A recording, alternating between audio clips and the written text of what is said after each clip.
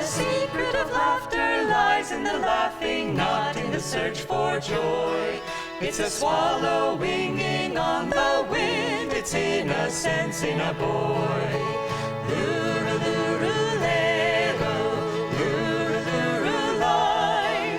Joy will come to anyone whose heart has learned to fly. Luru-luru-lero, luru-luru-lie. Joy will come to anyone whose heart has learned to fly. Joy in the singing, not in the song sung, welcome but never crave. If you think that laughter lies in things, to things you'll be but a slave. Luru-luru-lero, luru-luru-lie. Joy will come to anyone whose heart has learned to fly. Luru-luru-lero, luru-luru-lie. Joy will come to anyone whose heart has learned to fly. Joy in the giving, not in the gaining. Grasp and you'll never sing. You could win the world and still be poor. Win peace and live like a king. Join us. Luru-luru-lero, luru-luru-lie. Joy will come to anyone whose heart has learned to fly. Luru-luru-lero, luru-luru-lie. Joy will come to anyone whose heart has learned to fly. Sing when the sun shines, sing when the rain falls, sing when your road seems strange. In a tempest seize the lightning flash and ride the winds of change. Luru-luru-lero, luru-luru-lie. Joy will come to anyone whose heart has learned to fly. Luru-luru-lero, luru-luru-lie. Joy will come to anyone whose heart has learned to fly. Luru-luru-lero, luru-luru-lie. Joy will come to anyone whose heart has learned to fly.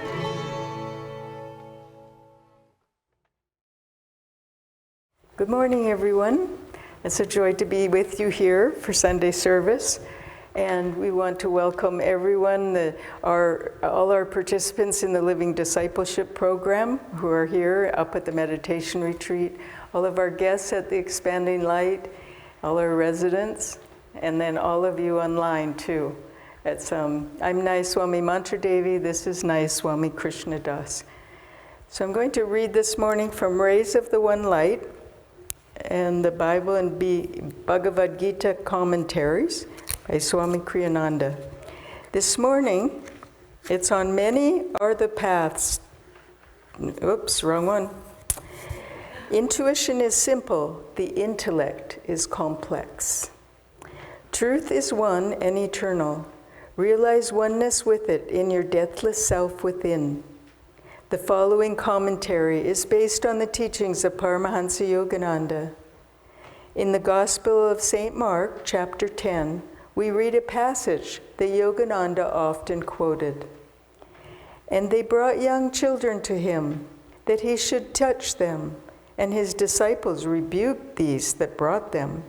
But when Jesus saw it, he was much displeased, and said unto them, Suffer the little children to come unto me, and forbid them not, for of such is the kingdom of God. Verily I say unto you, whosoever shall not receive the kingdom of God as a little child, he shall not enter therein. It's often been noted that a critical attitude tends to paralyze creativity. Good critics, for example, seldom produce works of creative genius, though their creations may be intellectually clever. The intellect separates, it analyzes, then puts things together again, piece by piece. Intellect lacks intuition's flow, which descends smoothly like a river from the superconscious. Paramahansa Yogananda described intuition as the soul's power of knowing God. To receive the kingdom of God, Jesus was saying, one must do so with the openness and trust of a little child. Intellectuals may object to this statement, saying, but there must also be discrimination. You wouldn't want a person to be so open-minded that his brains fall out. The truth is, however, that the intellect can be fooled, even when it does its best to discriminate wisely. Only intuition is capable of penetrating to the heart of a matter and knowing truth from falsehood.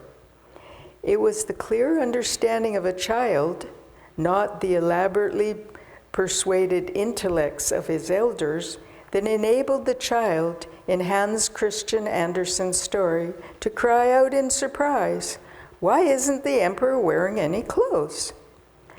Therefore, it was that Sri Krishna said in the 9th chapter of the Bhagavad Gita, "To you who are free from the carping spirit, I shall now reveal wisdom sublime. Grasping it with your mind and perceiving it by intuitive realization, you shall escape the evils of delusion." Thus, through Holy Scripture, God has spoken to mankind.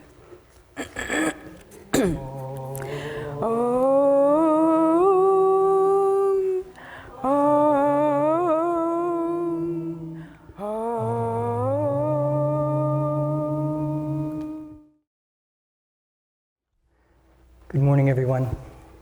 I don't see a camera out there. Are we not being videoed? We are? Okay, well, I don't have to keep it together. I was about to unloosen my tie and just sort of, I see Pranaba back there. It reminds me when we went up to Seattle, you know, those are the simpler times, and we were not even recording, you know, audio. And then we thought, well, this is something we should do. So people that aren't able to come, so we got our mics together, you know, and it was a stationary mic and it had to stay right there. We put tape on the carpet and you had to come right up to that tape, you know. I always pictured when you slide up to that line, it reminded me of bowling, you know. And I never knew if I was gonna bowl the strike or get a gutter on that one. So anyway, today's topic is very important. Intellect, intuition. Intuition is simple, intellect is complex. Well, for the devotee, where our goal is self-realization, and direct intuitive perception is what will help us reach that goal, then direct intuitive perception is essential. So I, at some point along the way of my own evolution, I realized just how important that is. And this topic this week emphasizes that all of our practices, Raja Yoga practices, particularly meditation helps us to open the heart and offer it to God in meditation, and we want to offer a heart that is still, that is open. And those are the same conditions that will enable us to develop intuitive perception. So our meditation practices, what to say of all the other moments, hours of the day, where is our consciousness at so that we can continue to be in that intuitive flow. So Swami points out here that intuition is the power, the soul's power of knowing God. Intuition is a faculty of the soul, whereas the intellect is mind-born. So our sort of pre-goal is to develop intuition. So in order to do that, we need to have a calm feeling and calm reason. So it involves both head and heart. Master points out that we have two organs of knowing, reason and feeling. Both those have to be aligned. Both those have to be in balance in order for intuition to flower. So he goes on to say that, Master gave us this quote that emotion needs to be kept in a state of reason so that it's calm feeling, but too much reason will suffocate the heart. So the heart needs to be open and, deep feeling. Both those need to be in place for intuition to flower. Swami goes on to say, with the intellect, the benefit of the intellect is if it is our friend, if we keep it supporting our search for God, for truth, and that it's if it asks the right questions. It's our foe because it kind of logic, reason, intellect, it keeps us going around in circles, sort of examining the same thing. And then the other bane of its nature is that in the West particularly, because we can define a thing well, we think we know it, and that isn't so. I mentioned that in our class on Thursday. Just because we can define it doesn't mean we know it. That's of the intellect, that's mind-born. To get into an intuitive flow, we have to get into our soul nature. Now, our soul, Master says, is a spark of the infinite flame. It's individualized spirit. This universal spirit is omniscient, omnipresent, omnipotent. So is our soul, because we are made in that image. So omnipotent, omniscient means we know all things. So we were talking about the importance of the Om technique, the importance of the Om vibration. We listen to Om, that's God's voice, that is God. Om is God. We listen to the Om, and as Jesus said as the comforter, all things will be brought to your knowing by just listening to Om. Not just, and we can hear it in pure and pure ways. So this is the importance of intuition. Now, with this reading also, I was interested how Swami brought in, the childlike, to be open, trusting, and have faith as a child. Okay? He also brought in the Gita reading, the carping spirit. The carping spirit. So I thought, okay, that's very important too. We have to get away, and the carping spirit is born of the intellect. A carping spirit is complaining, it's critical, and it points to things, and it's negative typically. So we have to avoid that as a devotee. We have to stay in our positive nature, so that we can not fall into the carping spirit, be positive, be open, trusting that this must be what's supposed to happen here. Don't get critical, don't get negative about it, because it will cut off intuition's flow. In the life of Rajasi Janakananda, Durga Ma, she was assigned by Master to be his assistant. So she was more than a valet. She lived in the same space, cooked, cleaned, took care of his every need. She was a very high soul as well, but did Guru's will and took care of Rajasi. She said that he could not bear negativity at all. At all. She said if he was reading a report and the person giving it got into any negativity, he would not have anything more to do with the project or the person. She said you couldn't even say darn in front of him. These saints, and they get it down to the nub, right, the essence. And not all pick it up by the same string, but when they latch on to their way out, they are, you could say fanatical about it, right? We can just say, and not obsessive. They are fixed and sure about what they need to do. They're certain. There's no doubt there for them. Okay? At Mount Washington, Yogananda was saying to the disciples there, when they came to him with something, some negative report about what was going on, he goes, let's not go there. I'm paraphrasing for Yogananda. Because let's not go there. He goes, if I began expressing the negative aspects, the faults of this organization, I'd start and never stop. He goes, it doesn't do any, it's not productive, it doesn't do any good. Let's not speak of the negativity. Let's keep positive, emphasize the positive. And then through magnetism, we know that increases in the negativity, or that which is negative, it sort of dies on the vine or becomes less and less evident or manifest. The positive brings out, takes over. With Swami shares about this experience he had where he was asked to go to an installation of officers at a Mason temple. And at the event, he said it ended in shambles. It was just arguing, and some people walked out. And so when he got back to Mount Washington, the master asked him, he goes, how was it?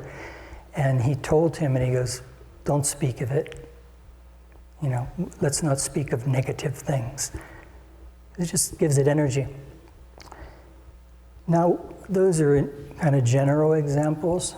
In the life of St. Francis, I read where when he started when he sort of converted, came out with his own unique conversion of where he was going to leave the material world, leave the riches, name of his family, and he became an ascetic and a beggar, really. So he would go to these homes with his bucket, and they would, at that time, they would just put slop in there, kind of from their garbage. And he said it was so revolting, his stomach would turn, but he thought, no, this is what God is giving me. I'm going to enjoy it. And he affirmed that, and he ate it with joy. Now, how that turned and to his advantage was the people, they saw that. They saw his spirit, his commitment to that way of life, and this the joy, that St. Francis emanated, and he got better things. his bucket improved. So I think for our buckets, if we just concentrate on the negative, it's not going to help. It's not going to improve doing that. Let's concentrate on the positive. So when we meditate, we do Hung Sa, our other practices, but it gets us in touch with our soul nature, our soul nature. And that's where we can tap into the intuitive flow that is an innate faculty within us. We're all capable of that. We just have to work on it so it becomes better and better at us accessing that intuitive perception within us, the soul's innate knowing. So our meditation practices help us either concentrate at the point between the eyebrows, still the breath in Hang Sa, go deeper in Om, Kriya. Okay, meditation works that way. We're not meditating all the time. Most of the time we're not meditating. So how do we keep the mind from going into the carping spirit, even by degree? I would say here at Ananda Village and those involved with our path, well, there's probably moments, but I would say our sort of average is that we're going along okay, but we're susceptible to this carping spirit by degree. So because it's an illness of the mind, and it's the mind's nature, because the intellect is critical. It minutely analyzes everything. Very easy to get into the critical or the negative. The antidote there, creative expression. Creative expression. I thought that is really important because, again, the vast majority of our day, our time, we're not in meditation. Now, Master says we should keep our mind at the point between the eyebrows all the time, but how often do we do that? Let's try to get better at that. Even in energization, if you'll check yourself, from beginning to end, you wandered, you weren't there the whole time. And that technique that's a component of that technique. So keeping our mind here all the time would help. But let's look at the life of Swami. Who better can we look at that has come in our close observation? If you were here when he was in the body, or you could see his legacy that he left. He was a fountain of creativity, always creating. He was always in that mode. We were riding to town one day, and we had a recording studio in town before the one that was built here. And I thought, we could let down a little, not talk about the game, because I don't think Swami would probably be into that, but just sort of the mood or the feeling. We just kind of let down a little bit. No way. We talked all the way in about some project he wanted to do, the next thing, or what he was thinking about doing to bring these teachings to the world. When we were like in a bookstore once, we're checking out, and at the counter, I suppose they still have that. At the counter, they have all these little booklets, with sayings of saints or, positive thinking and things like that. So we're checking out, and Swami's looking all of them very intently, and he's looking at them and reading some and carefully checking them out. And soon after, he talked about it some, but soon after there was all this series of secrets books, right? Secrets of love, secrets of leadership, secrets of emotional healing. I think I don't know how many, if there's a crystal clarity person here, maybe 15 or more. All these secrets books, they were a saying a day, each day of the month, on that topic. So he had his mind on how he would do that, Another time, this was up in Seattle, and he was staying with us, and we're making him breakfast, and thinking that he could just be relaxing again, not tamasically, but just sort of enjoying, looking out the window, whatever, And it's not that Swami didn't have his entertainment and have his, we wouldn't call downtime, but we would call leisure time, where he would do something fun that he enjoyed. So we're making breakfast, and I look over, and so we had one of those little plastic boxes that had little cards of Christian sayings from the Bible that we probably got at one of those bookstores, Christian bookstores. And I looked over, and he had it open, and he had all of them out on the table. He was arranging them, in a certain order, and that was pre-oratorio, and his focus on that. And I don't even know if, we did have the rays of the same light then, but he had that in mind, this oratorio he's gonna write and express Christianity in that way. So have you ever known Kriyananda to be negative, or even to be moody, Never. He was just this continuous flow of creative expression in whatever he was doing. So I think, that's, in a way, it's a technique. So it's the way to overcome that particular tendency that is equally innate if we fall into intellect, mind, and so on. So I'm going to see if there's something I wanted to say that I didn't.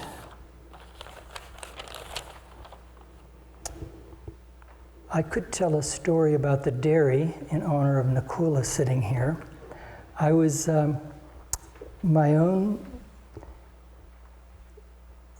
it was in the days when there wasn't a paved road in sight, not even a graveled path, and it rained a lot in those days, and there was mud everywhere. You could call it a mud village.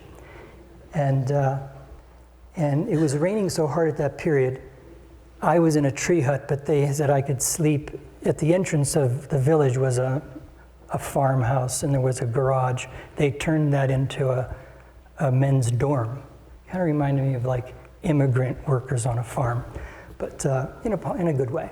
So it was warm. There were bunk beds, maybe enough for 8 or 10 guys to sleep. And it was very bonding for us, So I moved in there for a couple of weeks, and we were in there, and it was pouring down rain, and we're enjoying the warmth and the camaraderie, the satsang. And, we'd be talking about the teachings, probably astral worlds, all these interesting things, that were fairly new. But I had to go milk. And it was dark, and it was cold, and it was windy, and it was raining. And we didn't have head-to-toe Patagonia in those days. We had kind of jeans, cotton jeans, and a poncho that became a sail when the wind was blowing.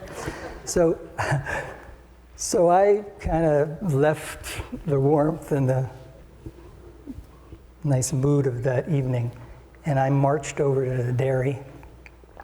But I kind of started to get into the carping spirit. But I knew that you can't milk a cow with that consciousness. They won't put up with it. They feel your vibration through your hands. So it was a good lesson. You had to stay centered and calm doing that, right?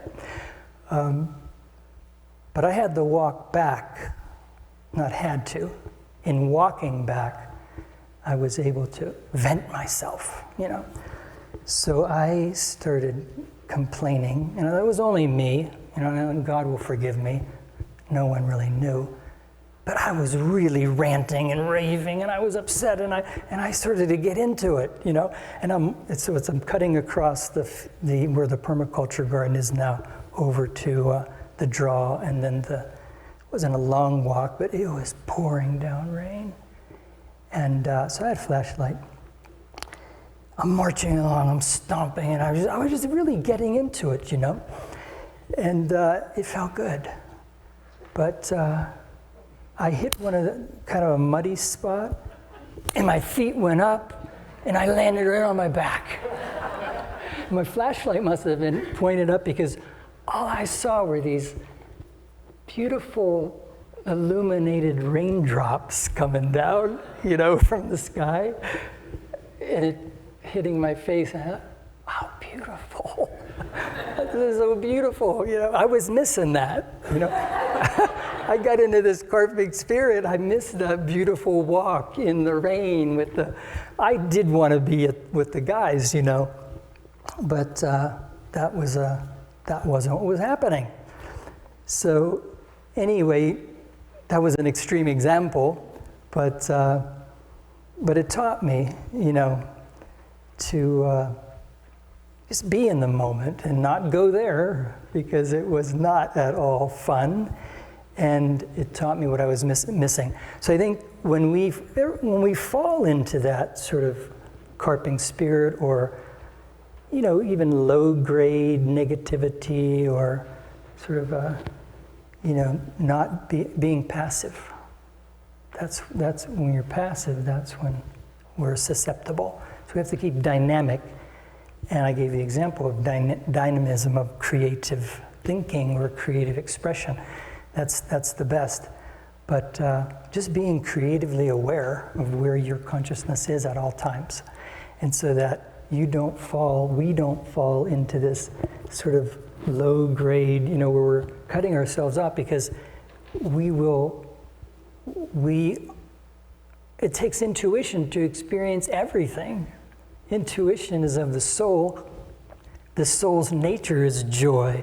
The reading, the affirmation about joy, says we need to feel calm in our heart so that we can be aware of the joy of God. So everything comes from intuitive perception. So I wanted to close with a reading from Whispers, since I didn't open with it. Demand for the realization of God's presence. O Divine Father, Thou art just behind my prayer. Why dost Thou seem so far away?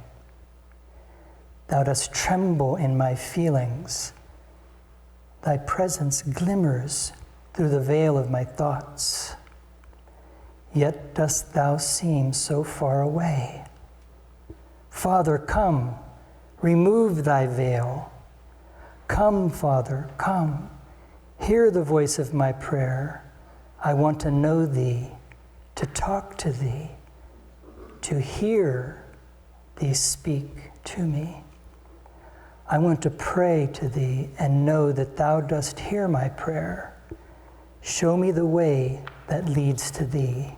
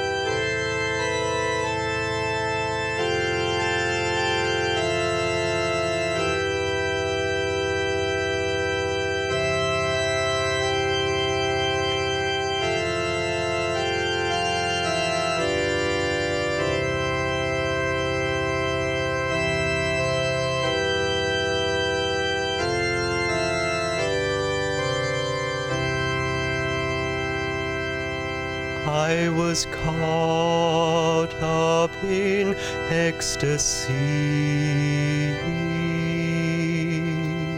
'Twas a day sanctified by God. There He showed me the truths of heaven, truths which all seeking Him should know. How the soul made to live in freedom can reclaim its eternal right. How the night born of our delusions can be fired, blazing with His love.